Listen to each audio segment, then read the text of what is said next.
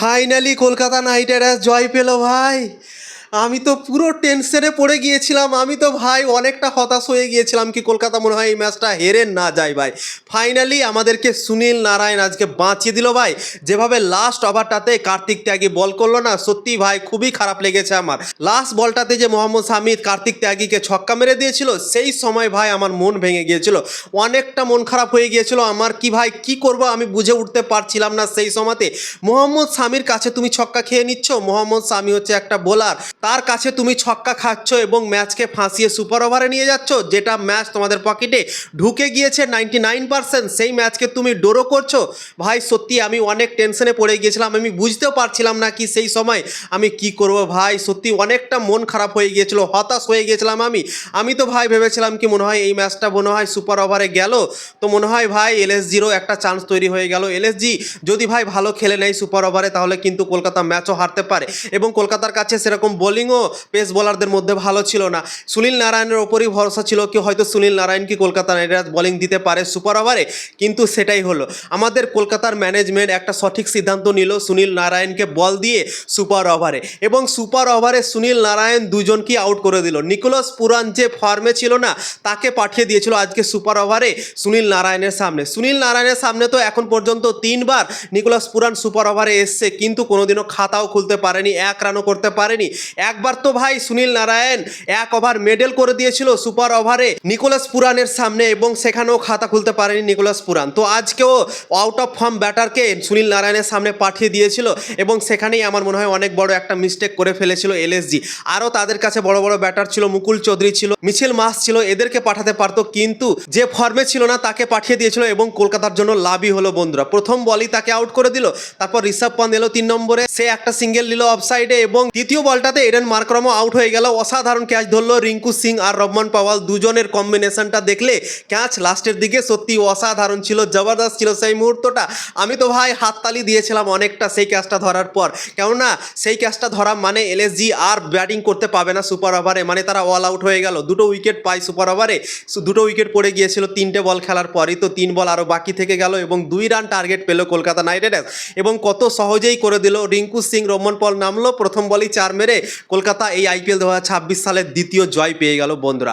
আমি একটা সেলিউট করতে চাই রিঙ্কু সিং ও সুনীল নারায়ণকে বন্ধুরা, এই দুজনের জন্য আজকে কলকাতা নাইট রাইডার্স ম্যাচ জিততে পেরেছে, লখনৌ সুপার জায়ান্টসকে হারাতে পেরেছে বন্ধুরা। অনেক মেহনত করতে হয়েছে, অনেক কষ্ট করতে হয়েছে লখনৌ সুপার জায়ান্টসকে হারানোর জন্য বন্ধুরা। সত্যি অসাধারণ জয়, জবরদস্ত জয়, এবং অসাধারণ একটা ম্যাচ। সত্যি লখনৌ সুপার জায়ান্টসের সাথে এই বছর যে 2টো ম্যাচ হয়েছে না, সত্যি দেখার মতো ম্যাচ, লাজবাব ম্যাচ, এবং লাস্ট বল অবধি গিয়েছে, তোমরা নিজেই দেখেছো। প্রথম ম্যাচটাতেও যেটা হয়েছিল 9 তারিখে, সেটা তো ভাই মুকুল চৌধুরী কীভাবে ক্রিকেট খেলেছিল, এবং লাস্ট বল অবধি গিয়েছিল, এবং লখনৌ সুপার জায়ান্টস সেই ম্যাচটা জিতে গিয়েছিল। কিন্তু আজকে লখনৌ সুপার জায়ান্টসকে হারিয়ে বদলা নিয়ে নিয়েছে কলকাতা নাইট রাইডার্স বন্ধুরা, তাও আবার সুপার ওভারে। তো অসাধারণ একটা ম্যাচ আজকে আমরা উপভোগ করলাম।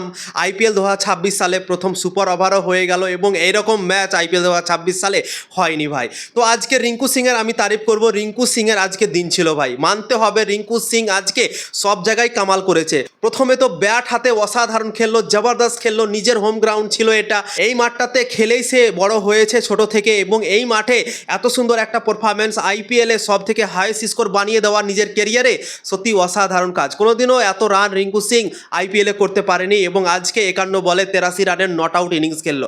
যে সময় কেকেআর দল অনেকটা সমস্যার মধ্যে ছিল, সেই সমস্যার মধ্যে ব্যাটিং করতে এসেছিল, এবং লাস্ট ওভারে 4টা ছক্কা মেরেছিল দিগ্বিজয় সিং রাঠিকে, এবং কেকেআরকে একটা ভালো স্কোরে নিয়ে চলে গিয়েছিল। এই পিচটা অনুযায়ী কিন্তু এই স্কোরটা সত্যি অসাধারণ, এবং এক মুহূর্তে তো কলকাতা নাইট রাইডার্স মনে হচ্ছিল কি 130-35 রানই করতে পারবে, কিন্তু রিঙ্কু সিংয়ের ফিনিশের জন্যই আজকে কলকাতা নাইট রাইডার্স করে নিয়েছিল 155 রান, 156 রানে টার্গেট দিতে পেরেছিল লখনৌ সুপার জায়ান্টসকে।